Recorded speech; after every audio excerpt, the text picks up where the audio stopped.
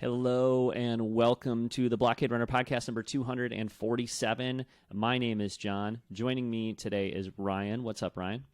Happy celebration. Yeah, happy celebration. We're at home. Or did you mean Easter? Did you mean Easter Sunday? Happy celebration of Easter Sunday? Is that what you meant? Star Wars has risen. Okay. Yes. In some ways it has. And Star Wars Celebration is happening right now. Is it over for the day, Ryan? Is it done for the day? I don't know. Time zones. I don't know what's happening. It's 4:30 in London right now, so they're probably wrapping up soon. Yeah. Well, and the thing, as you and I both know, with Star Wars Celebration, the thing is, like, even when the con is officially over for the day, it's not over, right? Like No. It's not done. No. The party does not stop. The party just gets started when Celebration ends for the day. Yeah. So. Yeah. Anyway, yeah, it is day 3 of Star Wars Celebration.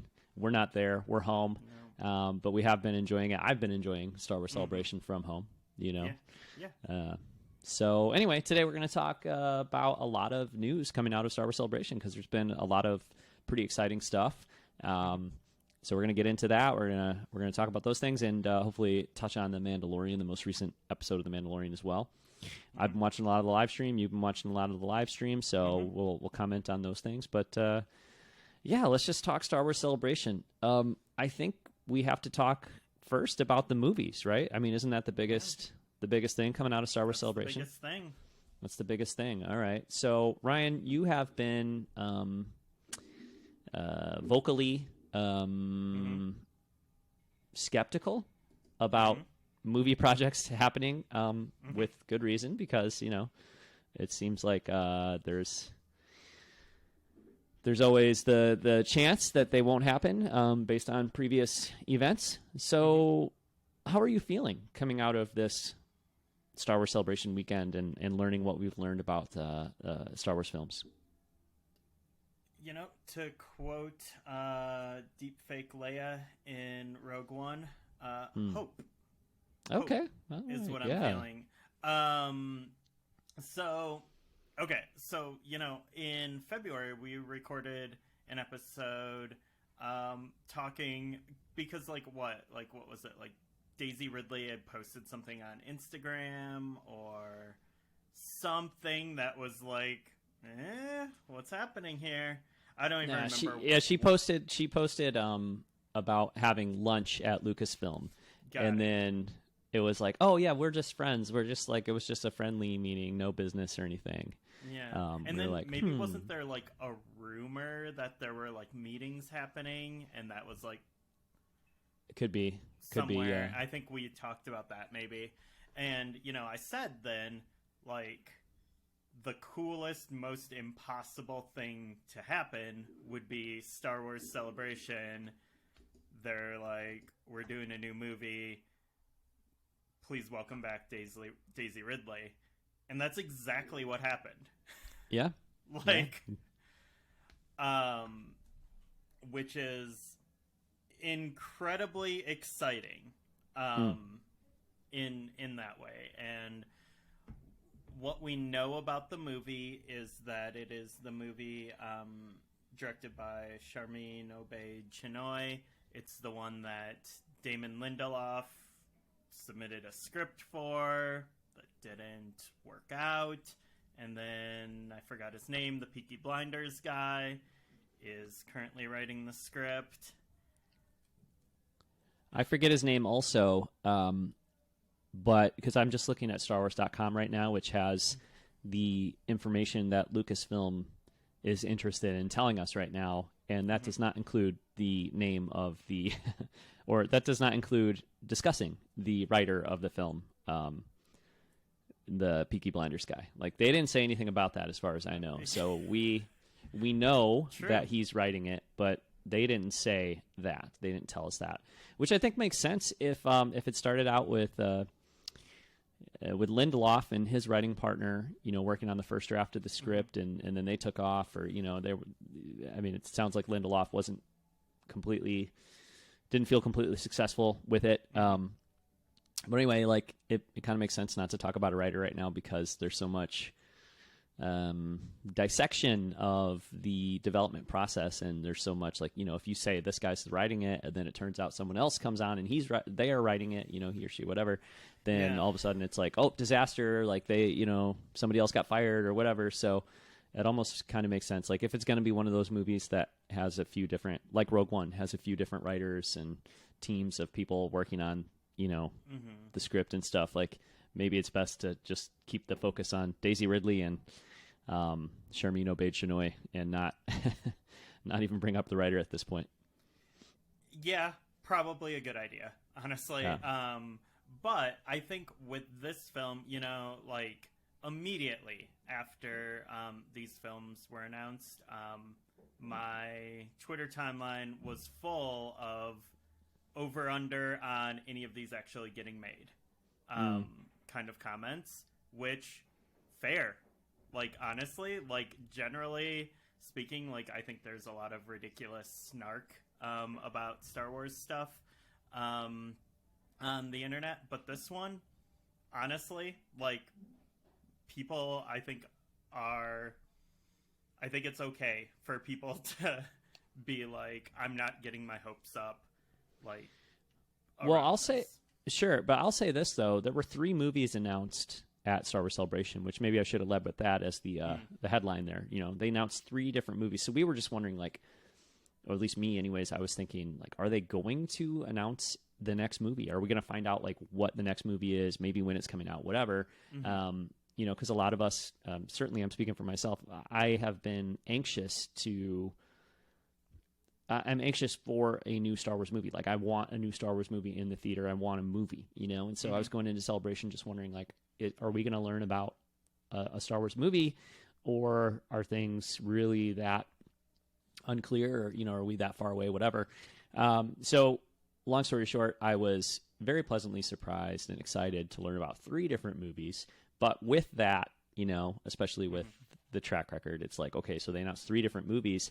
Are any of these happening soon? Like, how concrete are these? Like, when you come out and say we're doing 1, 2, 3 different movies, when the last few movies that have been talked about kind of haven't come to fruition necessarily, it makes you wonder, like, well, will any of these come to fruition? But all that being said, I feel like you bring Daisy Ridley out on the stage to say, like, I'm doing a Star Wars movie. I feel like that has the strongest chance of happening. Of all 3 of these movies, I think this one's happening for sure.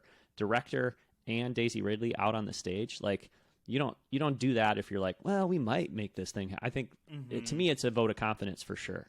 This is the opposite of a Chancellor Valorum situation, in my opinion. Like, this is happening. You know what I mean?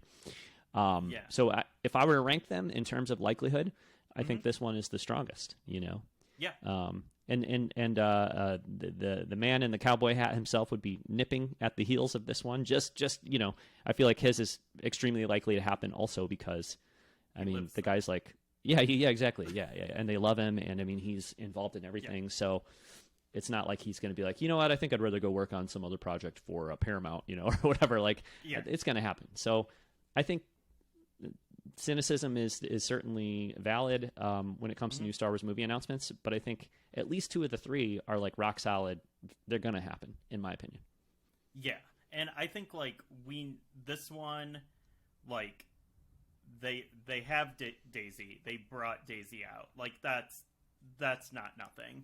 And the fact that we know that they've been like actually going through scripts. There have been scripts finished, and they're, maybe it's going to be like a Rogue One situation where they take like a bit of the Lindelof script and they, take a bit of this new guy's script, or maybe it will be like some of the other like an episode 9 situation where they're like, nope, that whole thing goes in the dumpster and then we're setting it on fire. Like, we don't know. I think that's the thing that, like, the win part, but to me, like, this seems like the next Star Wars movie, and this seems like the right Star Wars movie to be next.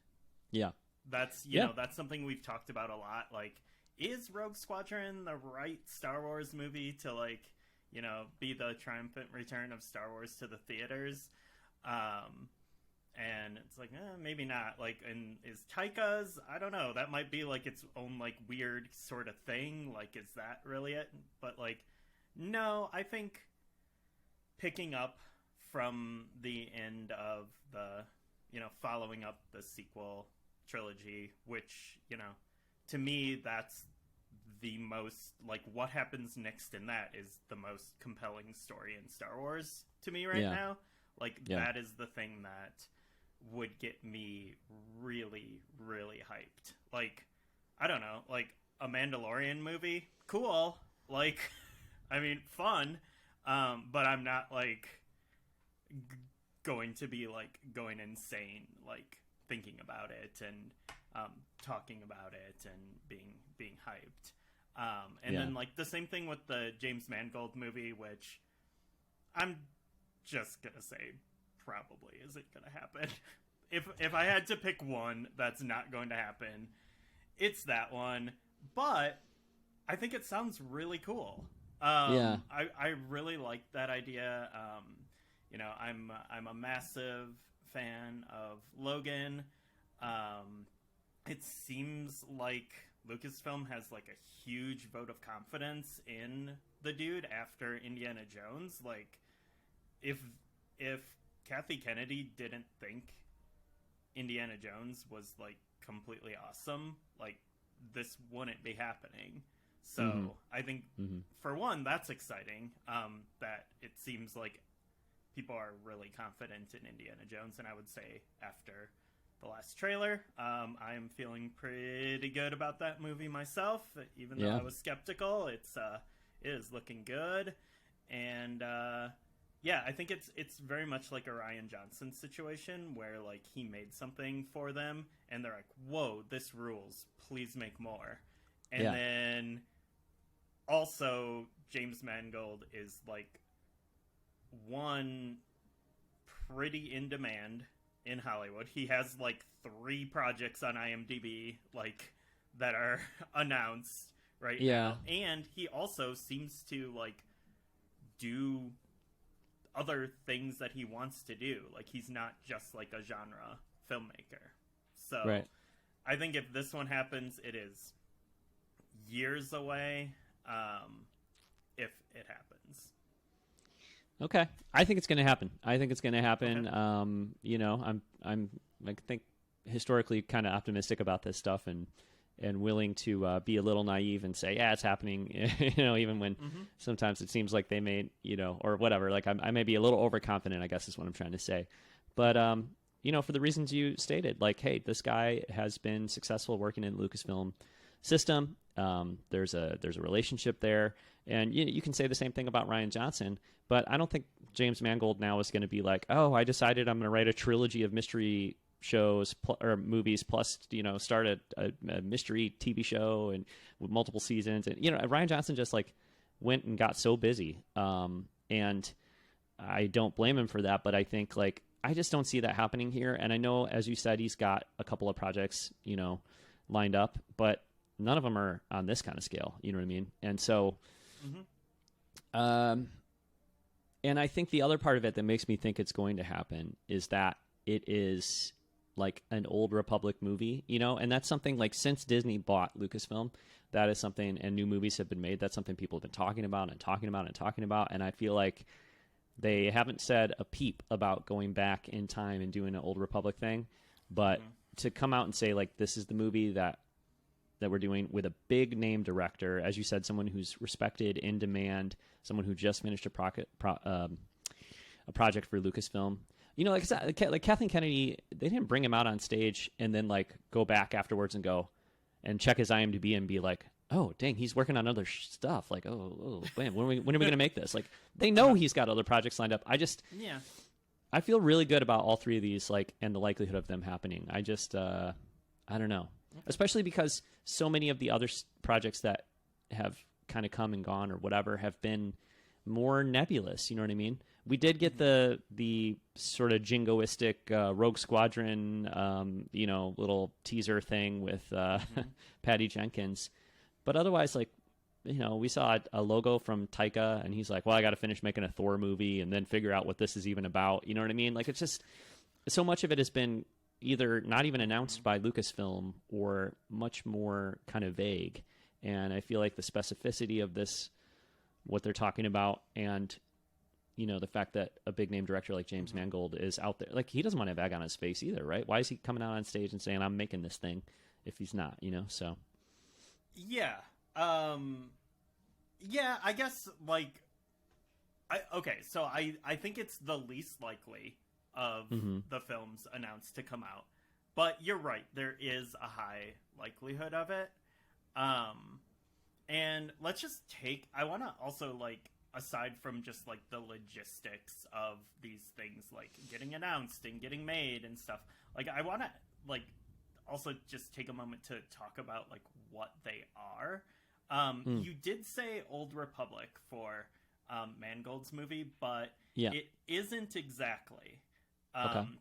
Because Old Republic is, like, 5,000 years before A New Hope, and he was talking, like, 25,000 years. That's true, yeah. And he was using terms like biblical and, like, origin, like, the origin of the Force. Like, yeah. Where did the Force come from? When did we discover it? When did we know how to use it? So yeah, those are the ideas they're looking to explore. And I think in an interview I saw him do on the, backstage or whatever, he mentioned it, wanting to explore, like, who was the first Jedi, so, like, it's like the origin of the Jedi order, or the Jedi philosophy, or whatever you want to say. And, like, I think that's a really strong idea, and it seems to be one that, like, is homegrown. Like, it's one that he seemed to be interested in. It didn't sound like he's like, yeah, Kathy Kennedy told me to, like, make this movie about, like, old Force stuff. Like, it sounds like something, like, in those backstage interviews, like, he's passionate talking about this. Like, he thinks it is the coolest thing. Can I get crazy for a second, too? Can I get a little bit wild here? Okay. He just finished working on Indiana Jones. I heard him talking about that, in interviews and stuff at Star Wars Celebration. And one name that I heard him mention is George Lucas. Hey, it's been great working with Steven Spielberg and Kathleen Kennedy and working with George Lucas. And I think we've heard rumblings. I don't know if there's anything official. No, it is official. I think it's from Mangold, said that George is an executive producer on this Indiana Jones movie. And so I don't know if that means George showed up 3 times for a day, or one time for a day, or if they were, George was reading the script, or I don't know what that really entails, but he mentioned working with George, I'm pretty sure. And so you just wonder, like, hey, like, how close of a relationship do they have? And is this anything that, hey, I'm working with Lucasfilm on Indiana Jones. This is an idea I'm interested in. Is this something that's been discussed with George? You know what I mean? And if so, not that George would be involved in making the movie or even writing the story or anything, but just to know, like, sort of like how we always hear about these conversations that George and Dave Filoni have had, To me, the idea of somebody going back and telling this story about the first Jedi, if it's somebody that has a working relationship and some level of trust and friendship with George Lucas, that would be a good thing, So that would be. I mean, just, like, being able to just, like, ask George, like, what do you think this was? Yeah. And maybe, building off of just some of his ideas and stuff. Like, because, like, I don't know if that's something George has ever actually talked about, like, that far back stuff.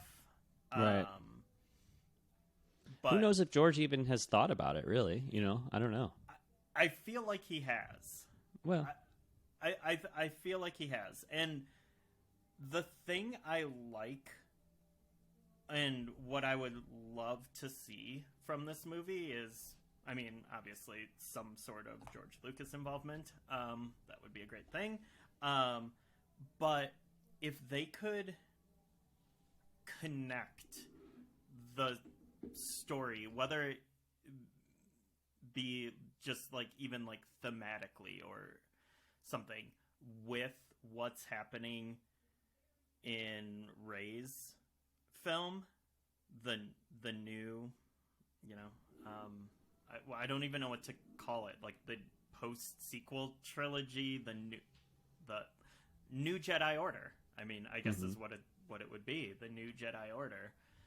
If they could connect the ideas there, you know, the Jedi texts from The Last Jedi, if like that stuff could connect and like not just exist in like these like different bubbles, I think that would be really smart and really meaningful. Yeah, I love that. And just to reinforce that, Obaid Chinoy, there's a quote here in the StarWars.com article where she says she's interested in exploring the hero's journey, that theme. And this is the direct quote. "I think that's the heart of Star Wars, and that's why I'm attracted to the promise of a new Jedi Order."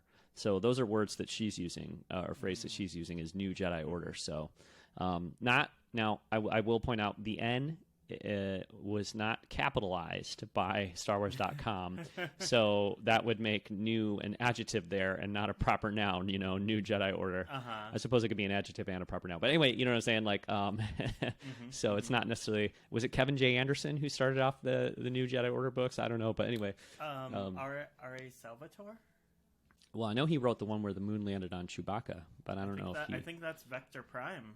That is Vector Prime. I read that one. Yeah. Yeah. But anyway, so yeah, that makes a lot of sense. I have to say, and would be really great. Yeah. Yeah. I mean, I'm very, very excited that you know, I don't think there's no announcement that could have been bigger for me than you know, a new Rey film. Yeah. You know, and you know, that's you know, the what comes next. And it's supposed to be set 15 years after 15 years. Rise of Skywalker? Yep. Okay. So there's rebuilding it's centered around rebuilding the Jedi Order and the powers that rise to tear it down.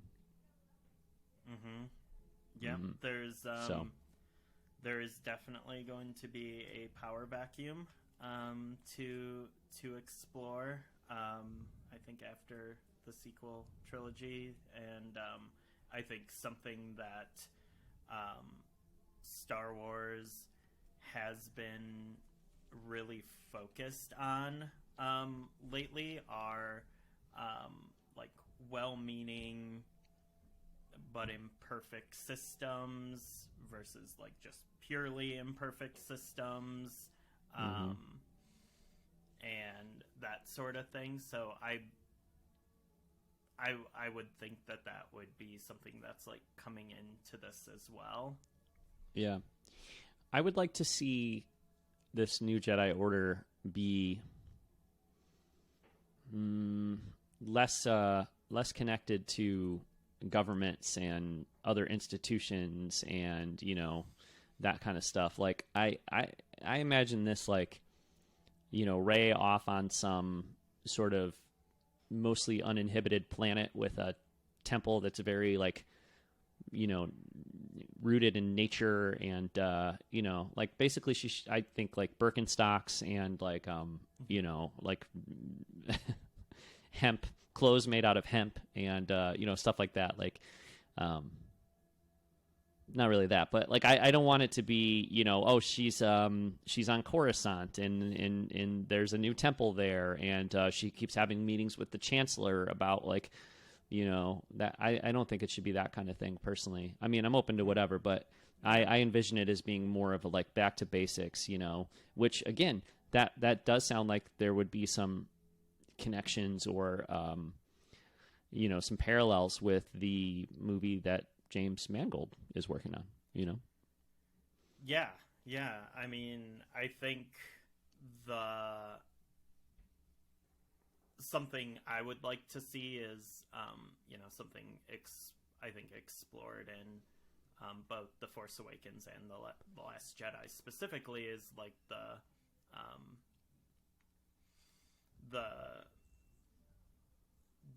democratization of democratization, I believe. Yeah, democratization. Yeah, that's a hard.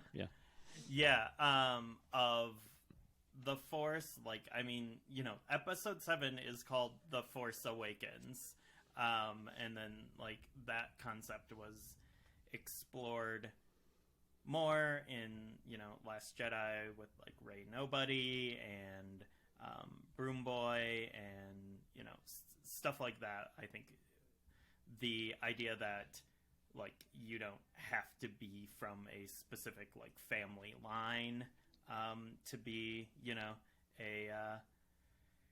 a Force user.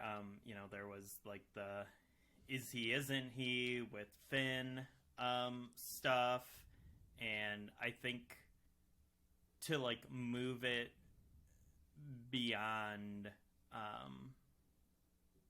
like Skywalker, Palpatine, bloodline stuff, I think like definitely kind of needs to happen. Yeah.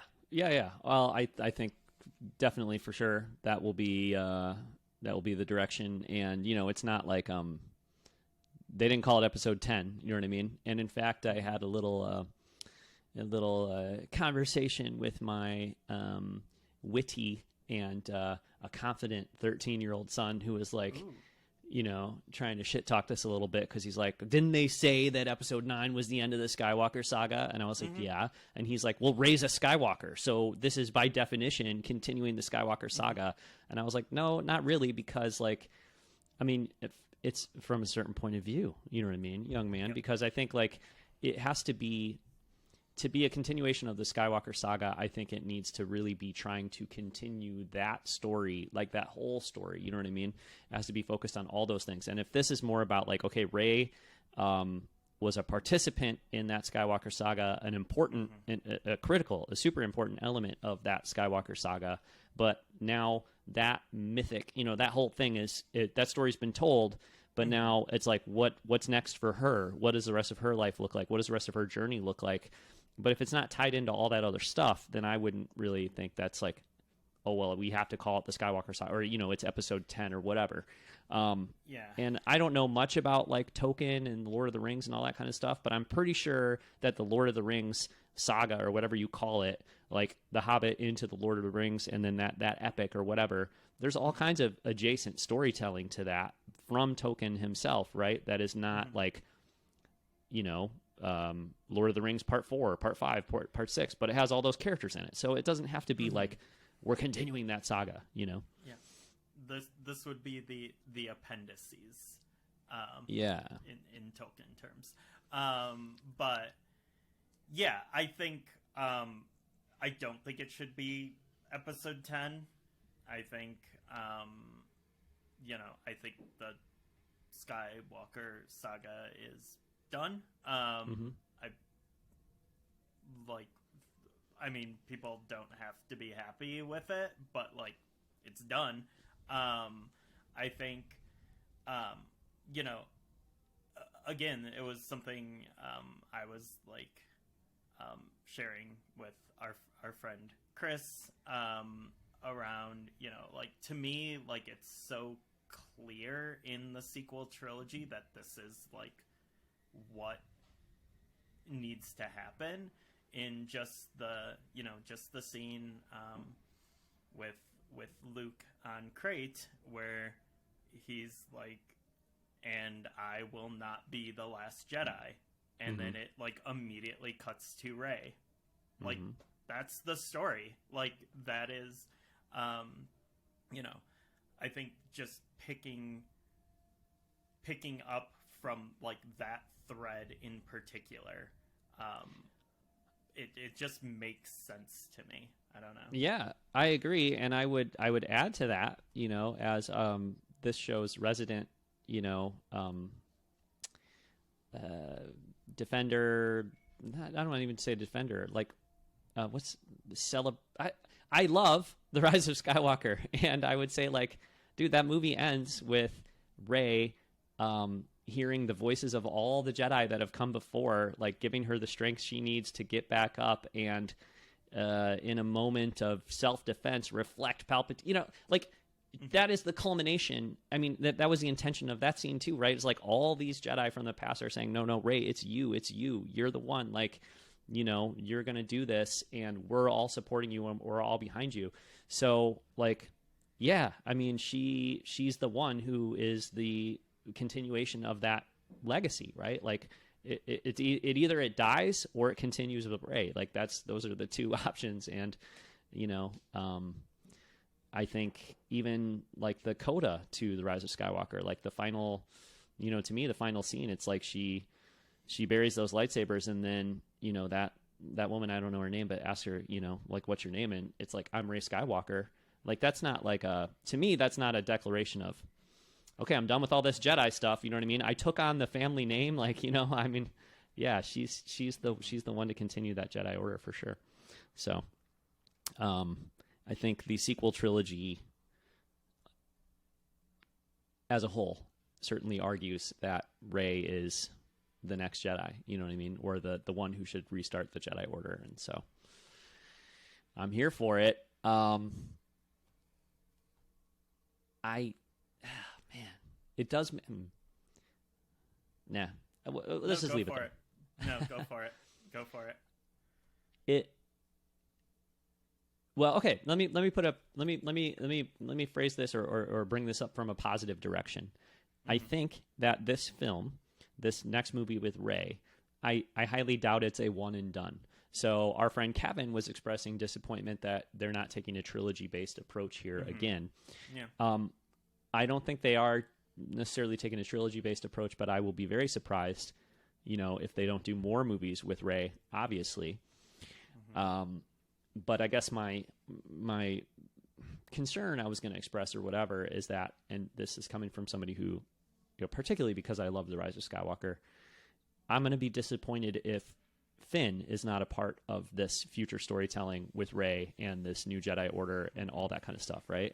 And, like, I'd love to see Oscar Isaac show up at some point. I bet he would, right? I'd love to see plenty of characters from the sequel trilogy show up, and I bet they could, you know, have roles, you know, if there's multiple movies and stuff. But to me, Finn is like... Finn is the other character that I feel like I really need to be part of the future story. Like, if we're going to take the sequel trilogy era and keep pushing forward past that, I need him to be part of it.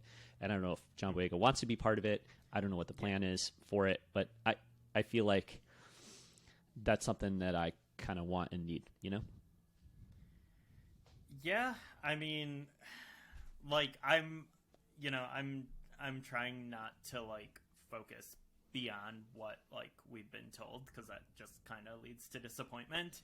I mean, I would say, you know, the other person that I think, in addition to Finn, because I completely agree, and, you know, I'm hoping that, I think the issue with John Boyega, I don't think it's like, you know, people say like, oh, just bring that Disney dump truck full of money and he'll come back. I think for him, it needs to be the right script and the right director.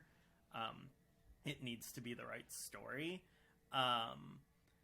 And, you know, I think there's potential here, especially with the director, who, you know, a lot of you know, Boyega's issues with how the story in the sequel trilogy kind of played out, where, like, he felt like there were some, like, fake outs, and that just were a little bit, like, disingenuous, especially, like, considering when you're dealing with issues of representation. And I don't think that is a worry with this director. I still haven't watched Ms. Marvel yet, but I do plan on it, especially now. And I've heard, that show is just like phenomenal. And so I do think that maybe this will be a situation where he'll be cool with coming back, if it is the right story and the right approach.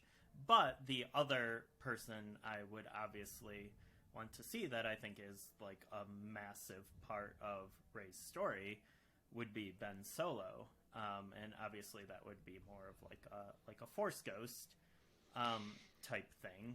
But I mean, it I don't know. Like, I guess you can tell a Rey story without Ben Solo, but I think his character and their dynamic does add another important layer. Yeah. Yeah, I agree. And I know that, like, I've seen so many comments already being like, if Rey's back, then we have to have Ben Solo back too. And like, like almost people being like, I don't even want Rey back without it being a Rey and Ben story sort of thing. And like, to me, that's far. No, I wouldn't either. But I guess my thing is like, I feel like there's not many obstacles to that. You know what I mean? Like I don't think it would be that hard to get. Well, first off, I think the nature of telling a story, a Rey's story going forward, it should include Ben Solo. I agree. It should include Ben Solo. I think that only makes sense.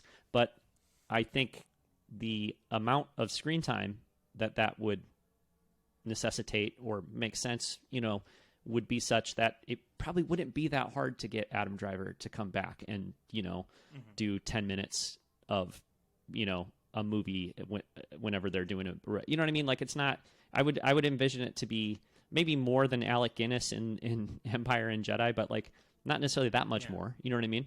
And so that doesn't seem that hard to do. And it doesn't seem like something,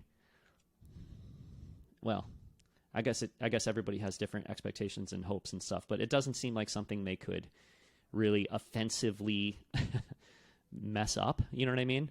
But like, I just feel like that there's so much more difficulty with the Finn thing, because the only way to do it, the only reason to do it, the only way that it would be appropriate in my mind is to have him back as a key partner to Rey, and somebody who's himself is learning the Force. And, a big part of the issues that John Boyega, I think rightfully has with his participation in the sequel trilogy is that, in The Force Awakens, he was wielding that lightsaber. He was on those posters. He was, I came out of that movie being like, yes, Rey is the protagonist, but like Finn is right there. You know what I mean? Like, and there was so much emotion and such a connection between those two characters. And then, The Last Jedi split them off. And hey, that's a Star Wars storytelling, kind of thing. Like, I'm not, I understand it, but I think like that's where the problem started is The Last Jedi, and the fact that like coming out of The Force Awakens, it was like we've got we've got Rey, and she's the Luke Skywalker character, but Finn's right there as like this other hero, and like we've got these two wildly charismatic young actors, both incredible, right? And like I really enjoy Finn's story in Last Jedi and in The Rise of Skywalker, but I understand like, yeah. So anyway, I don't want him back like as some supporting character who's going to have a similar amount of like kind of focus as in those two movies, The Last Jedi and The Rise of Skywalker. I want him back as like, and I don't think he'd want to come back otherwise, as you were alluding to, right? As you were saying. Yeah. So to me, it's like he needs to be a focal point, but the fact that she's out on stage right now and there's no, it's so early though, right? But I want him part of it. I want him part of it. I want him part of it. I want him to be a significant part of it. And I want to come out of the sequel trilogy into the next era of storytelling around those characters with John Boyega as an epic hero right there with Rey, or Finn as an epic hero right there with Rey. And I think he was in a lot of ways in the sequel trilogy, it's not like they just, I don't know, whatever. But Yeah. I understand it's mean, got to be something different. He had a character arc in The Last Jedi. It wasn't like he was split off to go like be, just to like get him away. Like he had like a very important character arc in that But movie, you mentioned like a swerve, and I feel like that's like where the swerve started, is like you're not going to be this co-Jedi character, you know what I mean? You're going to be more of a Han Solo than a Luke Skywalker. But in The Force Awakens, I almost felt like we've got two Luke Skywalkers, in Rey and Finn. Yeah, and maybe, I don't know, maybe that wouldn't have been sustainable. Like, yeah, I don't know if I want, if I want two Luke Skywalkers, right? If I want a Luke and a Luke, like, I don't know if I need a bigger Luke.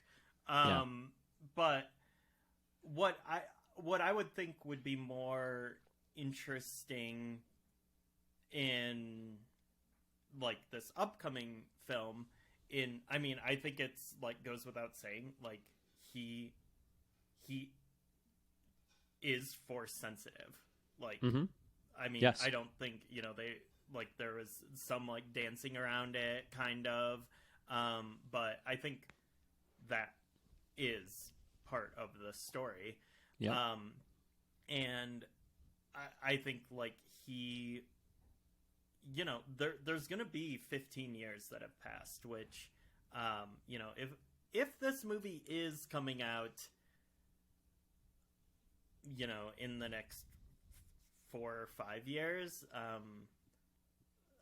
they're gonna have to do some things to make that 15 years feel convincing. I don't know what the approach is going to be, but I almost think it would be more interesting if like, and this is also like ridiculously hypothetical right now, but if Finn was part of the story, like if he and Rey had like conflicting opinions about how to rebuild the Jedi Order, rather than them just like being completely in sync and teaming up, and like they're still like friends, they're still like peers, but like they have two very different perspectives on things, because of where their character arcs went in the sequel trilogy. And I almost think it would be like, instead of two Lukes, it would be more like a Luke and Leia dynamic. Okay. Yeah. But a Leia who's also being presented as a Jedi, which we only really saw in, well, we sort of saw in Last Jedi. At least we saw her as a Force user for the first time, really, in The Last Jedi. But then in The Rise of Skywalker, she's Rey's teacher. You know what I mean? She's Rey's Jedi master. You know what I mean? So that's where we saw her there. But still, it's not like Leia in The Rise of Skywalker was inhabiting the Luke Skywalker role, but like Rey was doing that, right? So it's not like Leia was out there having. But yeah, as you like, she was being presented as, wow, this person is powerful, this person is wise, this person is talented in the Force, this person is a Jedi, you know what I mean? And there's just like, sorry, we all grew up running around. Well, I started doing it when I was like in high school, but we all grew up like running around with toy lightsabers and stuff, you know what I mean? And so like when you're in The Force Awakens and you're swinging a lightsaber around, and then all of a sudden it's like, you're not that guy anymore, you're not that character anymore.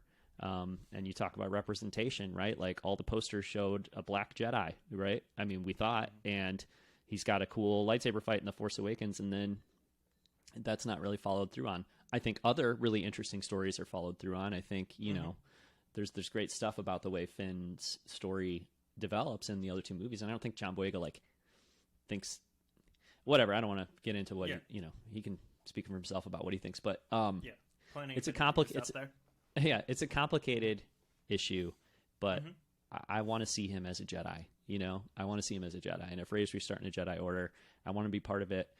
But I think that really, you know, a big part of that is whether or not he wants to be part of it, you know? Yeah. Yep. So we'll have to see. All right. Should we talk about some other stuff besides this very exciting Rey Star Wars movie? Yes, we can. Let's talk a little bit about the Dave Filoni thing, right? Like, Sure. Dave Filoni's doing a movie. Makes sense. It's cool, right? Yeah. I think more and more like Mandalorian season 3 is feeling like an extension of the Clone Wars and Rebels animated kind of Star Wars universe or whatever, with the Ahsoka trailer that released, which we'll talk about in a minute, maybe. You know, it's really solidifying around all that. And so I think it makes a lot of sense for Dave Filoni to be, you know, directing a full on Star Wars movie that is going to be a cinematic movie theater version of the storytelling he's been doing at Lucasfilm for 20 years now or whatever, right? 15 years. So I guess we don't really know much more about it than that, right? Yeah, I mean, this is it's like the thing that makes the most sense while also being the weirdest thing simultaneously, because the whole like continuation of a TV show with a movie is such a weird thing, like just in general, like, and it's not something that really happens anymore. Like it used to happen when like like Star Trek gets canceled on their on their syndication, and then they have like a big movie, or like Firefly gets canceled and then they finish the story with Serenity. I think like most recently there was, the only recent example I can think of is the Downton Abbey movie. Yeah. Which, and even that, when that came out, I was like, what? Like, are you serious? Like, this is a thing?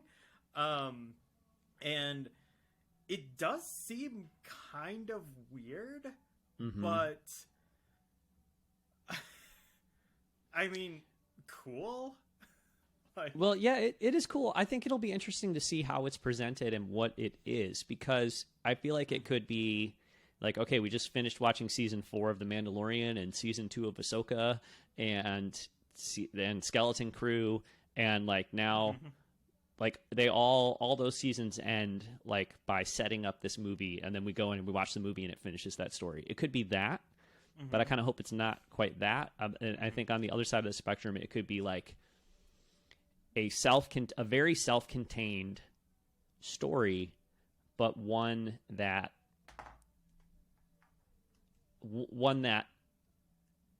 features some of the characters, but also just the conflict or the state of the galaxy or whatever that has been defined by all these shows is what's sort of in play in this movie. So like, I don't know how to put it.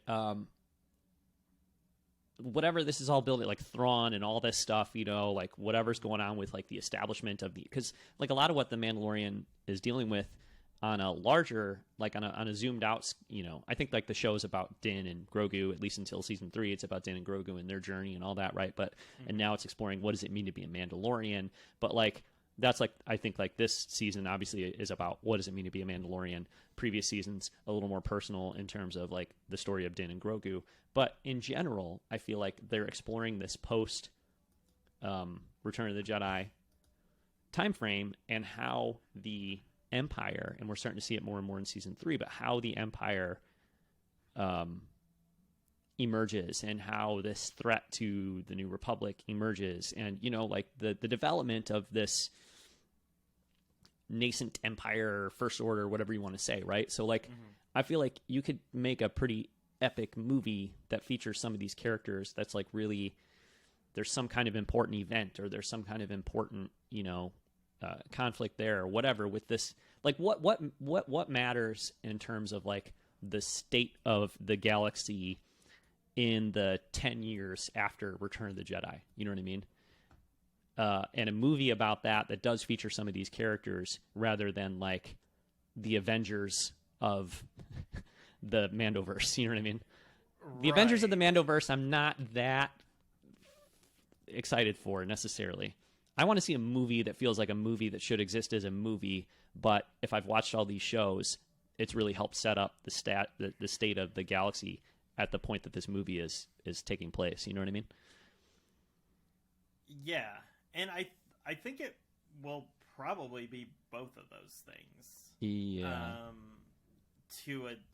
To a degree, but I don't think it's going to be like a standalone thing. Like if you've never seen an episode of Ahsoka and you've never seen an episode of Mandalorian, like you can just walk into this and it will be like, you know, The Force Awakens or something. Like you'll just know what's going on. I don't think it's going to be that. I think it is going to be pretty reliant on you know, the things that we know. I'm just going to, you know, based on the Ahsoka trailer and everything, I'm just going to throw out what I think it's going to be. I think it's going to be Heir to the Empire. Okay. Like, so what does that mean if it's Heir to the Empire? I think it's going to be like the well, or you know, like those that like trilogy of books more specifically than just like the first book, but I think it is going to be like the culmination of everything with Thrawn, and that story in like recontextualized in the like Disney era.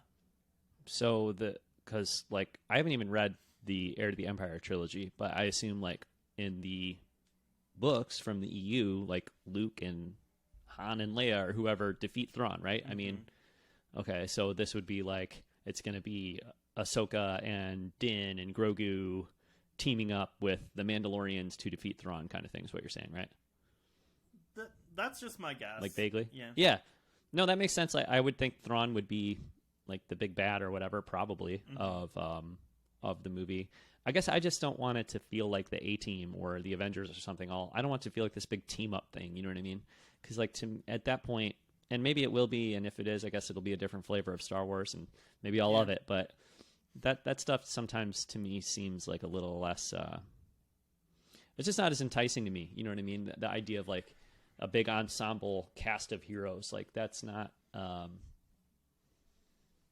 guess you know my taste, Ryan. Like my least favorite part of Attack of the Clones is the Jedi Dan scene where there's like a billion Jedi. Like no, I want like one or two Jedi, you know, and like I want to focus on the story of a few characters and their heroic journey.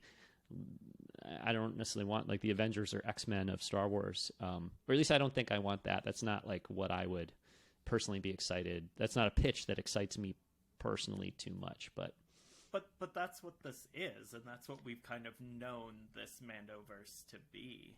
And you know, I think it was going to be even more with, you know, Rangers of the New Republic, and now I don't know if like Skeleton Crew is taking the place of that, or if that was also going to be like another thing that was part of it. But well, I guess I would just say like you say that's what this is, but like I feel like The Mandalorian is a show about Din and Grogu, and I feel like Ahsoka is going to be a show about Ahsoka and the Rebels characters, and then I feel like Skeleton Crew is going to be a show about that crew, and like Boba Fett, Book of Boba Fett was a show about Boba Fett, except for the 2 episodes that weren't. But you know what I mean? Like, in other words, like they have not yet tried to bring all those things together all the time as like, you know what I mean? So if that's what this movie is, and it makes a lot of sense that it could be that, I'm just saying, to me, it hasn't been that yet. It's been putting the pieces in place for that, but it hasn't been that yet. And I think I've enjoyed those shows partially because they're not that. They're shows that focus on the other characters come in and out, but it's still, I'm watching a season of a television show about Din and Grogu, or this season it's about Din and Grogu and Bo-Katan, but I'm not, watching this big ensemble show necessarily. But that's so far. That's what the MCU was until Infinity War and Endgame. Right. Yeah, I know. And so, those are, I'm but not into those. yeah, but that's what this is. That it's these like individual pieces being laid out for, like, they even like use the terms. I don't remember what they said in the official statement, where like the culmination of the, did they use Mandoverse? I don't remember. Well, many years ago, somebody used phrases like a climactic story crossover event or something like that, not specifically in reference to this movie, but it sure feels like now we're seeing what that is that they were talking about. I don't know that anybody used language like that this weekend, though. I don't think they said much about this, but I wasn't there, and I've watched a fair amount of Celebration live stream, but I haven't been able to watch all of it. So I don't know what I've missed and what I haven't. Okay, or what's so been said and what I've missed. I'll say verbatim what it says on StarWars.com. Okay. Dave Filoni's will focus on the New Republic and close out the interconnected stories told in The Mandalorian, The Book of Boba Fett, Ahsoka, and other Disney Plus series. Okay. Yeah, I mean, that sounds a lot like a team-up thing, although close out, that's interesting to hear close out because, Favreau's been talking about, I don't know, Mandalorian could go on forever, but now it sounds like they have a plan to wrap up this whole, kind of thread of storytelling. I think both can be true from a certain point of view, because I think as we're seeing in Mandalorian season 3, and sorry, the writing was on the wall in season 2. I don't know why people are acting so surprised about this now and so offended. But the show is not just about Din and Grogu. Like, that's what season 1 was. Season 2 was not that, and season 3 certainly isn't.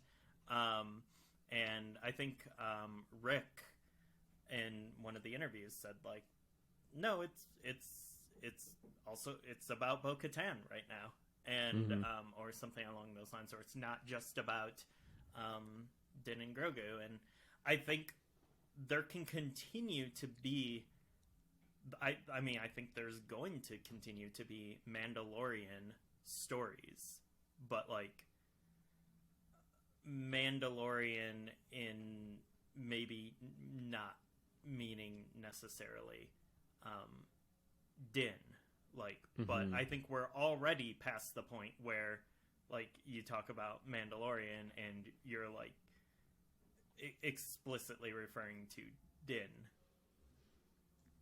Yeah. So, okay. I think like you could finish off like Din and maybe Bo-Katan's story.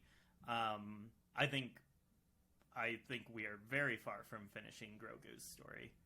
I think Grogu is going to be the connective tissue for Star Wars for years, decades, honestly. But I got to hear that guy talk before I know how to feel about that. But okay. I also think he's going to be part of Rey's movie. No. But yeah, I think you could, in one sense, you could finish off the story of, Din, Grogu, and Bo-Katan's story in the Mandalorian sense.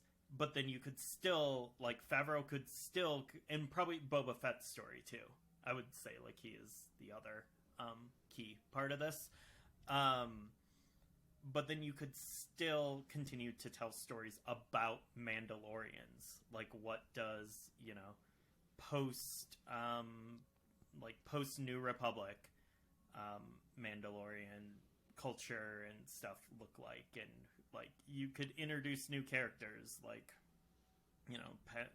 maybe it'll be stories about Paz Vizsla's son, like, down the road or something. Like, I don't know. Like, I think he can keep telling those stories while also, like, ending the story that is like the show The Mandalorian as we know it right now in this film. Yeah, maybe. That makes sense. I also wonder if, like, by the time this movie comes out, it'll have been like 10 years of his life doing Mandalorian and Mandalorian adjacent stuff, and if he'll just be ready to not like, does he want to like work on the Mandalorian until he dies? Like, does he want like Jon Favreau to just be like, I just make the Mandalorian forever. Like, that's what I'm going to do until I retire. You know, I don't know. I mean, the answer could be yes. I don't know. It could be, but it might be like, you know, he not many people, especially like Jon Favreau, who kind of are involved in a lot of different things or have a lot of different skills and talents and, you know, whatever, would necessarily want to just like lock themselves down to, because it seems all consuming for Jon Favreau, you know, like I don't see him doing much else these days besides just working on the Star Wars stuff, which I think is awesome.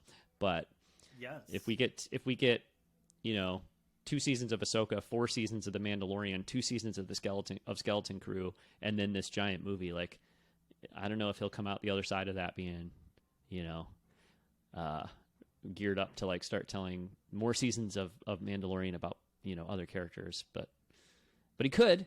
I'm just, you know, who knows? It'll be interesting to see, I guess. But, yeah. Okay. Speaking of, I don't know how much time we have, Ryan, to like talk about. There's so much to talk about coming out of Celebration. Like, should we talk about the Ahsoka trailer?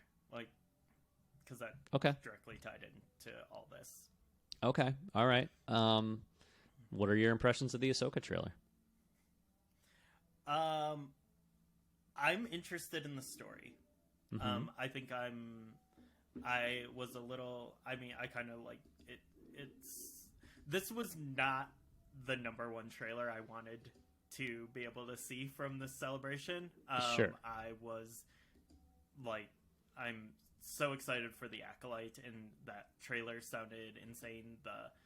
I watched a bootleg of the Andor season 2 trailer that was like the back of someone's seat, and like that looked incredible. And like, man, I would have loved to just have like HD quality versions of those trailers to kind of like pick through and just experience. But this was kind of the things shown, this was like lower on my list, and I wasn't, you know, I don't know.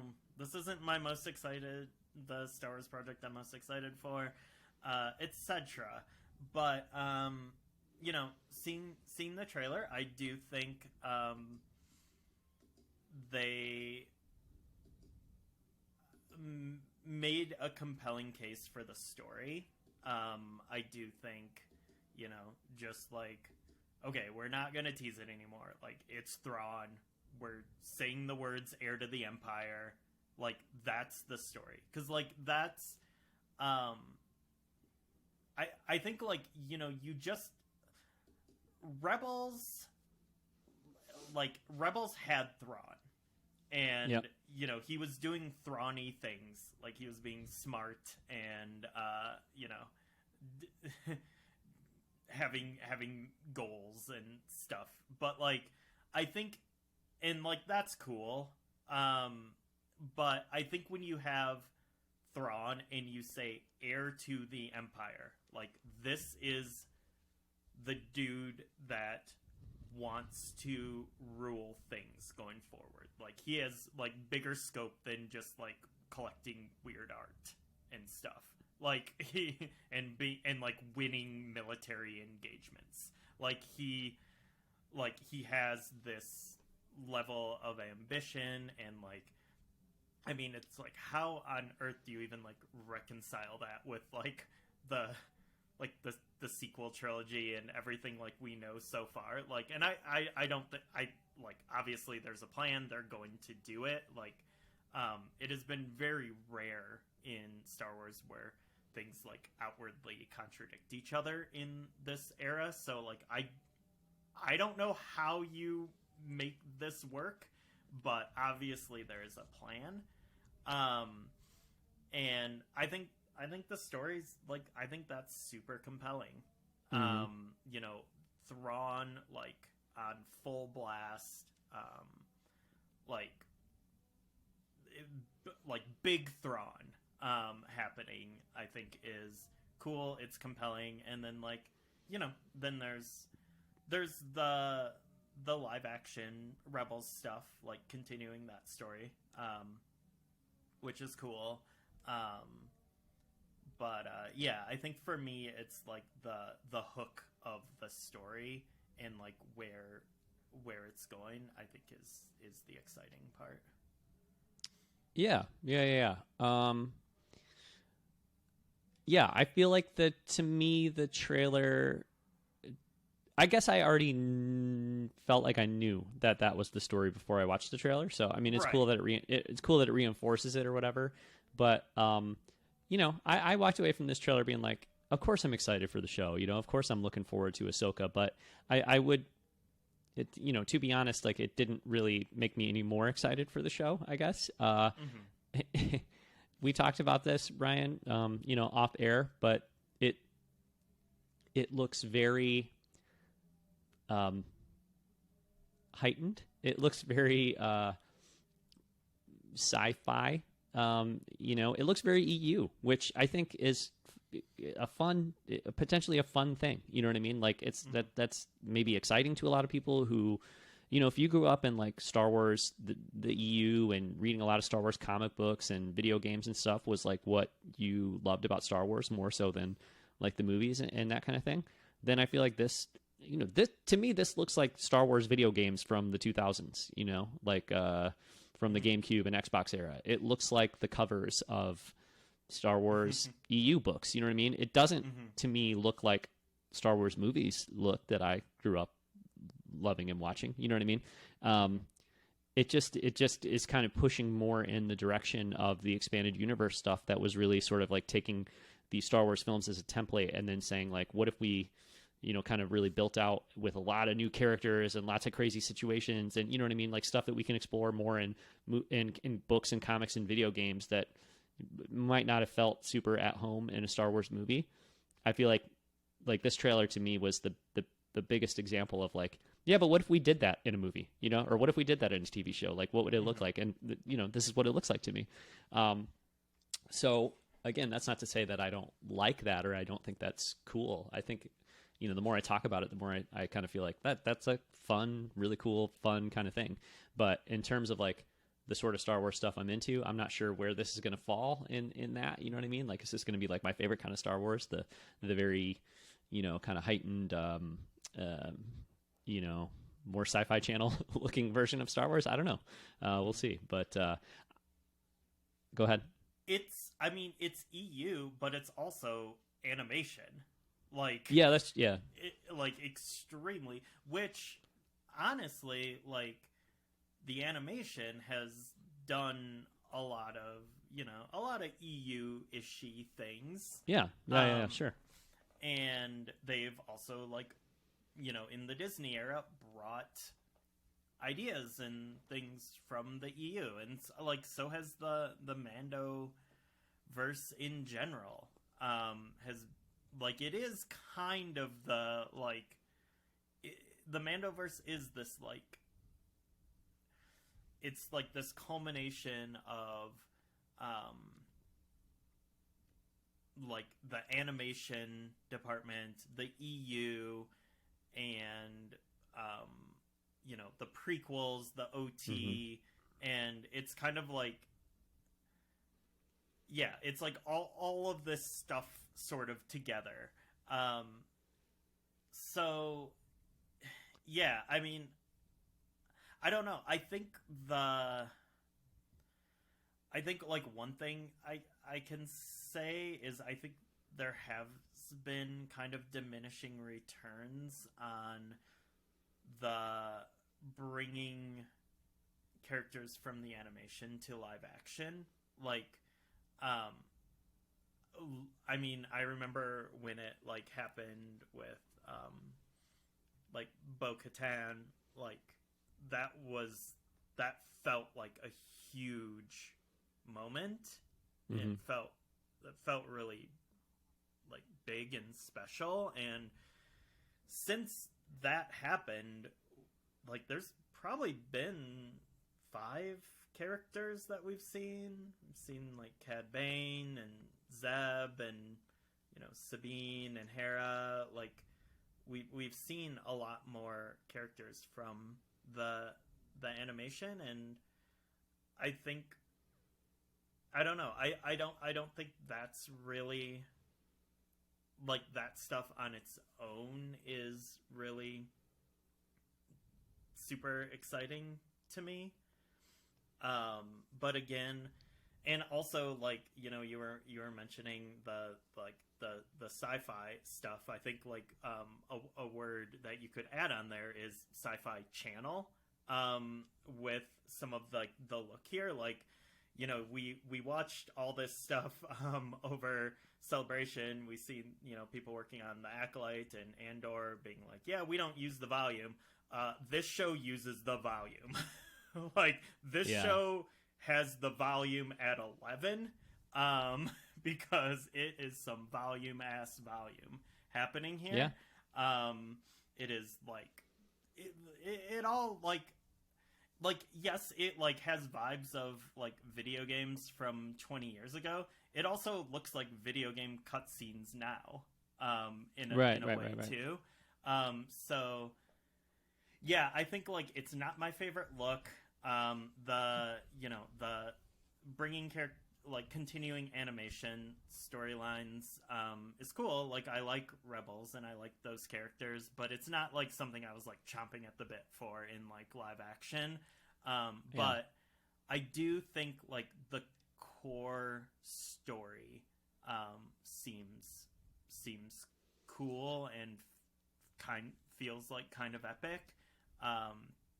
And I want to see how they sort of tell that story of those like Timothy Zahn books in like this context, because it's obviously what's inspired it. So it's just I'm very interested in like what they do here, but I am not like, this is not on the level of like the Rey movie or Andor season 2 or the Acolyte or anything like with like my personal excitement levels.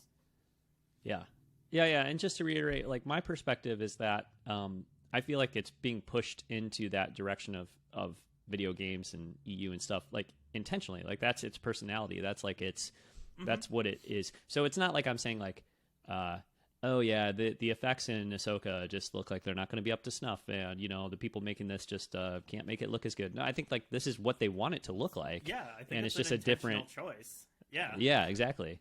Right. And so I'm interested to see, what I'll think about that. I'll tell you this much. I feel like Mandalorian season 3 is the most of all the live action shows so far, and whatever, like Mandalorian season 3 feels the most like a continuation of the Filoni animation verse, whatever, and I feel like this is going to feel even more like that. But I also feel like there are a lot of, and we've talked about it a bunch.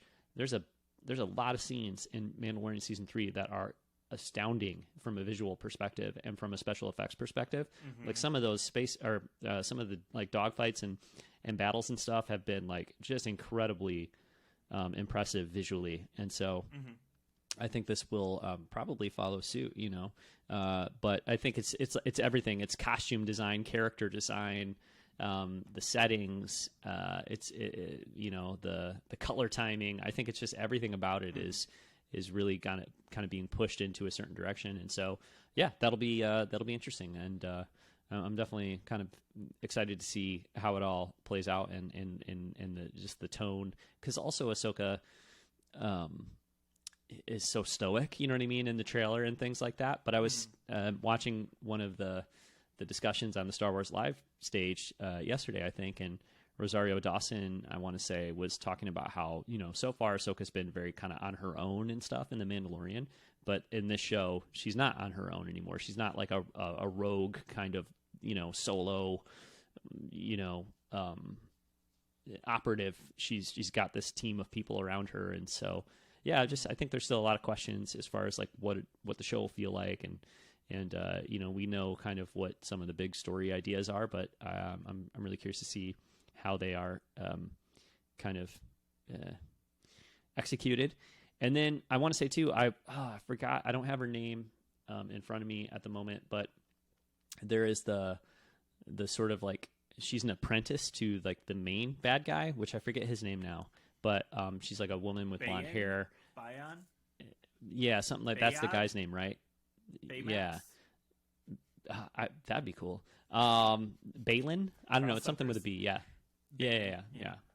The problem is I don't have the internet at my fingertips right now to look it up. But anyway, she was great. I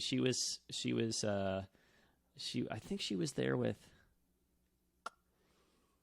I can't remember who she was there with. But anyway, it doesn't matter. She was awesome. And she was talking about Star Wars and like how she didn't really know about Star Wars before she started working on the show. But like her responses were so thoughtful and so earnest and just like heartfelt. Like I was just listening to her talk about the show. I was like, man, this sounds great. And yeah, everybody who came out and talked about Ahsoka, because there were quite a few segments on Star Wars on the live show, Star Wars Show Live Stage or whatever they call it now.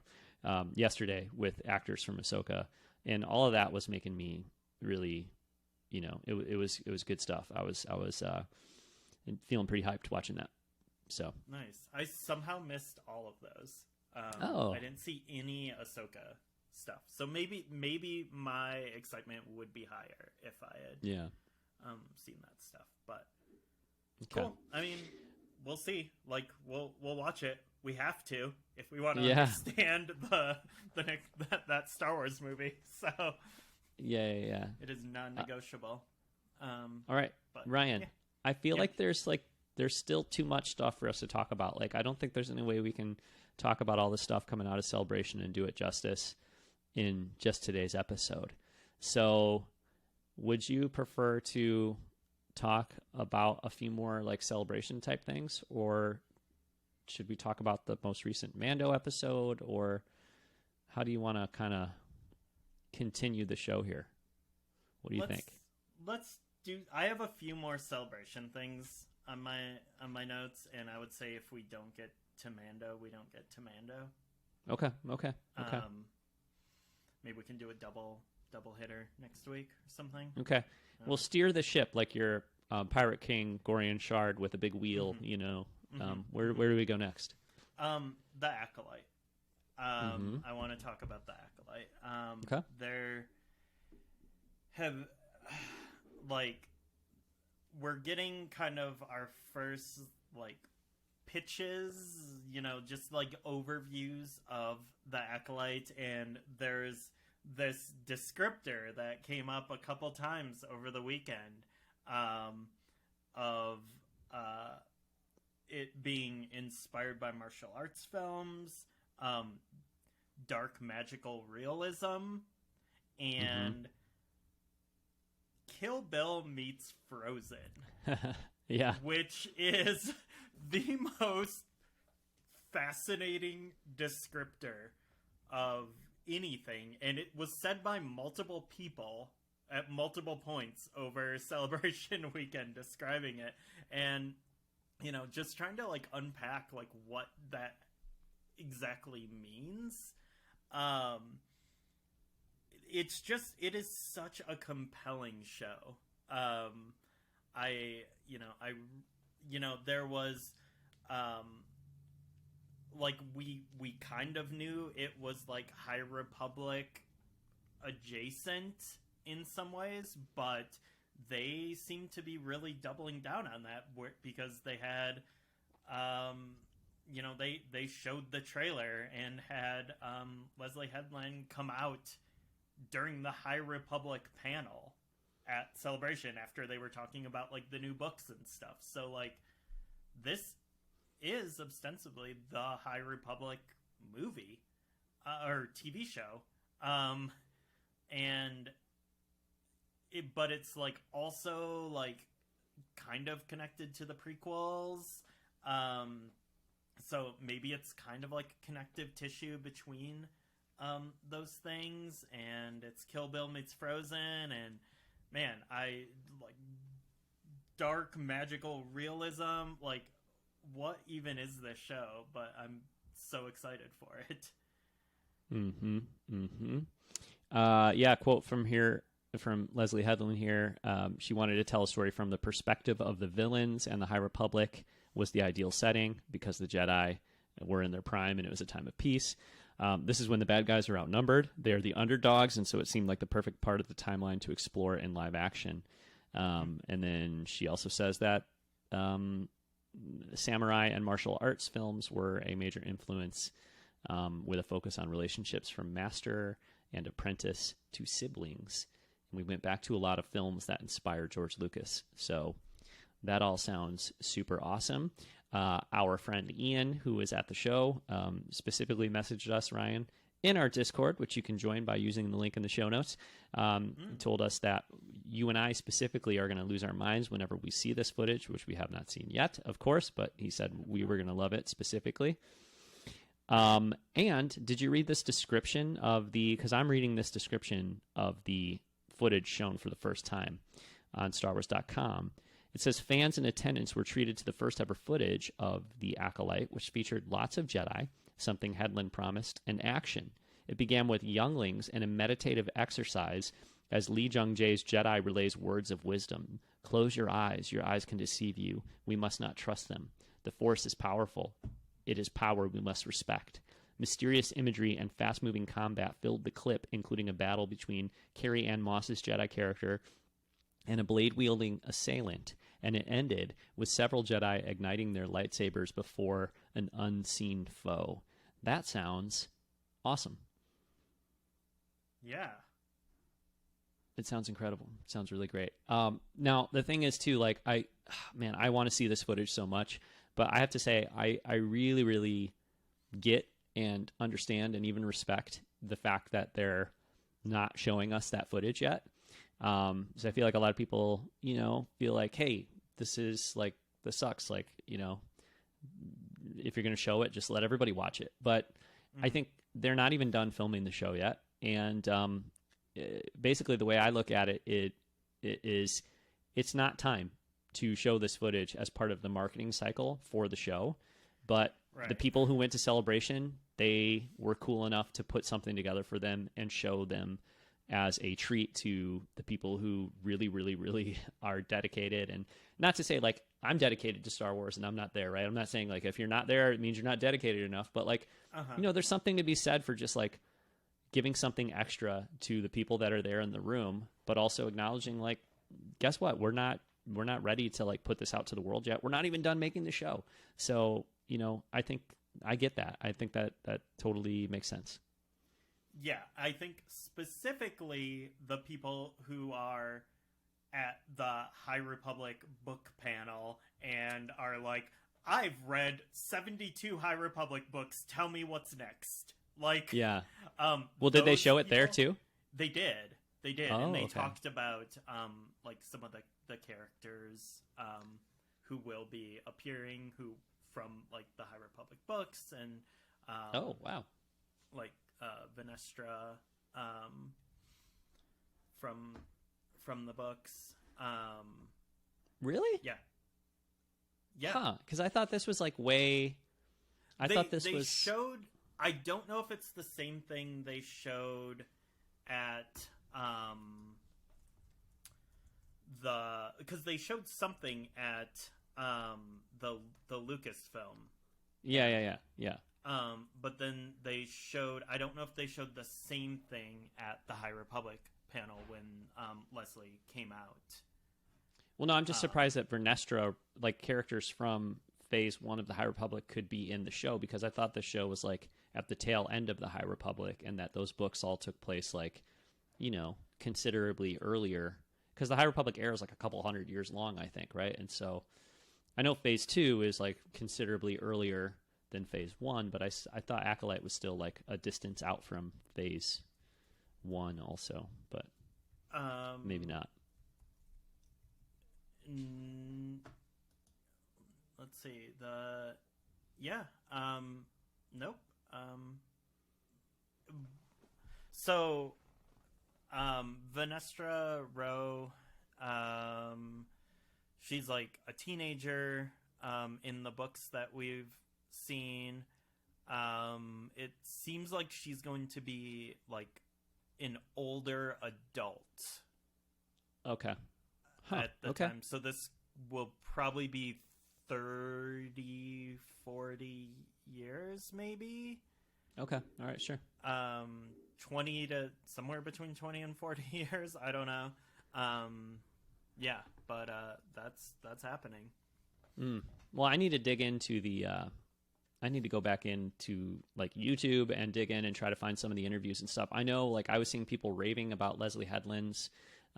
Maybe you were one of the people, I don't know, but raving about her time, her segment on the Star Wars show Live Stage or whatever they call it, and I didn't see that, so I gotta go back to YouTube and see that. And there's I need to watch that one too. I need to catch up on some of the coverage of the show because I've just seen a few things, but what I've seen so far already has me like super hyped. So can't wait for that. I know what my summer is going to look like, and that is going to be reading like 50 High Republic books. Yeah. I need to. I haven't even started Phase 2. No, me neither. So that needs to happen. I did also. And I think like once we have more information and stuff, we can like come back to the Acolyte. Mm-hmm. But long story short, I am stoked. And then a lot of good Andor, like making of discussions. I think like honestly the what was it? Making of season 1? Is that what the panel was called? Something like that. Yeah. That was like one of the best like postmortems I've seen on a Star Wars project. Like it was so fascinating. I wasn't able to watch. I wasn't able to watch all of it, but I caught part of that one, and it was really great. So I want to go back and watch that whole panel for sure. And then not to stop, we can continue with Andor, but this morning I was watching part of the Obi-Wan Kenobi postmortem panel or whatever.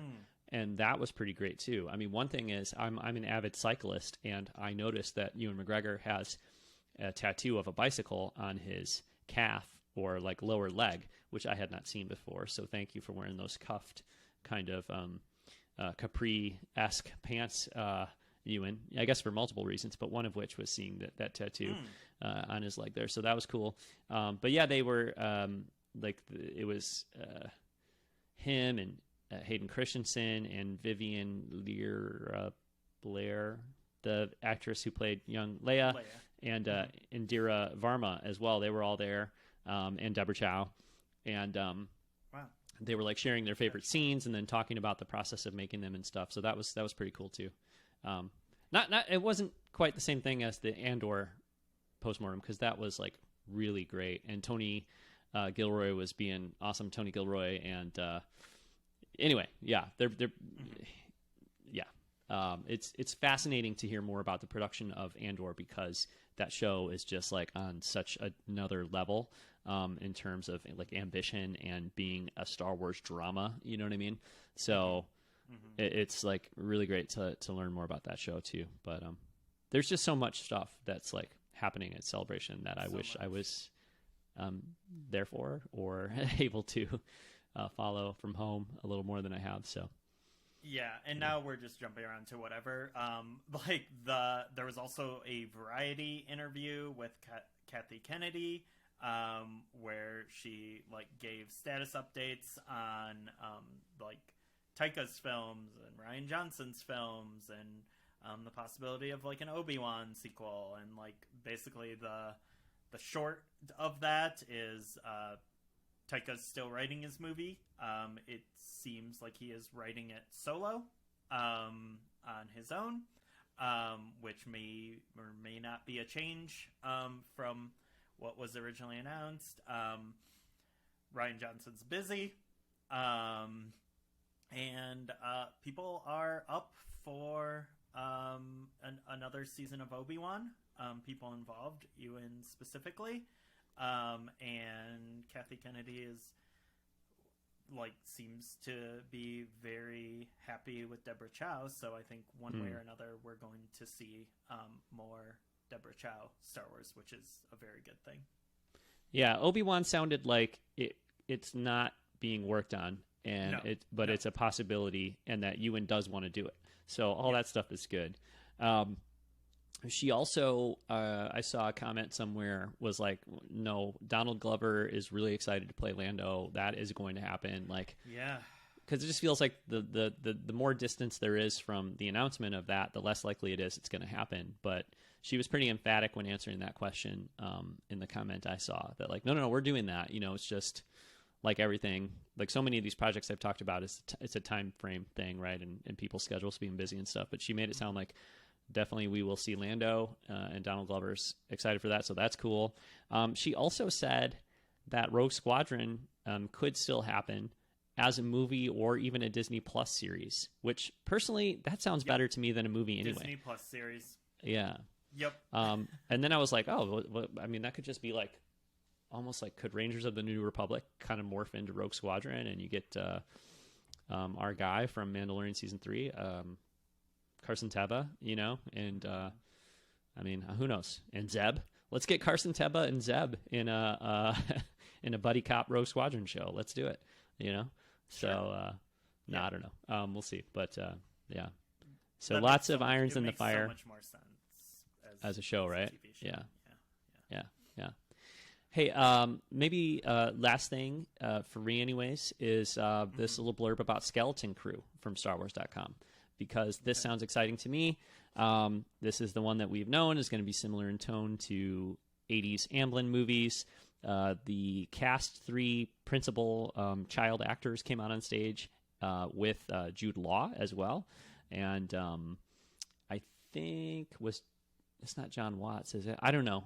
Somebody was there. No, John Watts made a video from back in LA where they're working on the show, but there's somebody else out there with them. Yes, which was pretty funny. A special guest appearance by John Knoll, which was it was pretty funny.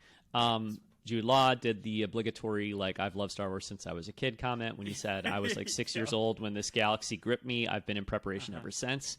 I'll take it. I'm not mad at it. I like those goosebumps inducing comments, even though it's like, you know, you almost have to do it at this point. But yeah.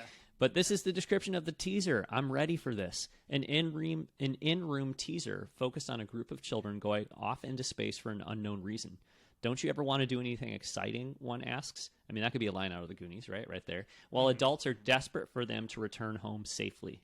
Goonies. Near the end, they encounter Jude Law's character, who draws something to his hand with the Force. You're a Jedi? Yes, let's go. Some children excited. They're out on some kind of like Goonies-esque journey, and then like a Jedi protector type character played by Jude Law has some mystical. I'm just like, with that, the way that was described, I'm just seeing like wide-eyed kids being like, "Whoa, the Force!" and like a show that would be, you know, that's our point of view on the Force. I think sounds really fun. That is interesting. Yeah, for sure. Yeah. Cool. Yeah, the one thing I will say about Skeleton Crew, like thinking about it, seeing the reaction of people to this week's Mandalorian episode, which, by the way, I think we both enjoyed. But people being like so deeply offended by like the silliness and absurdity of it. I cannot wait for Daniel's episode of Skeleton Crew to just like destroy people and deeply offend people in a way they have never been wronged in their lives. Because if you think that was silly, like there's no way that the Daniels episode of Skeleton Crew is not going to like be amplified even more. Yeah, and we've got to wrap up here, but you know, I think to the people who feel like, oh, like 75% of this latest episode of The Mandalorian was just like silly, goofy, whatever. It was, but even that whole segment was exploring like what it means to be reprogrammed, and can you actually, you know, change your nature, or can you change like who you are and become something different? Like, which is an idea that's been explored repeatedly throughout this season with Dr. Evis. Yeah, Dr. Pershing and Katie O'Brien's character, and, you know, like Bo-Katan, and like it's not. It was silly and it was fun, and yes, it was silly and wildly colorful and comedic and goofy, but it wasn't like wasted time. It was still exploring and developing the big ideas of this season in kind of a fun way. And let's not forget, there's 2 episodes left, so I think to a certain level, it makes sense to kind of have like a. We've talked about it before. At a pay-per-view, sometimes you got to have a cool-down match before you have, like, if you have, like, one banger of a match and then you got another banger of a match, like main event type thing, sometimes you need a match in between that's going to be a little bit of, like, a reset and, like, let's cool things down so we can heat them back up again sort of thing. And I feel like there's... Sometimes you need a comedy match. Yeah. Like a gimmick match. Right. Before you get into, like, a 1 hour, like, Iron Man, like straight pro wrestling match. Exactly.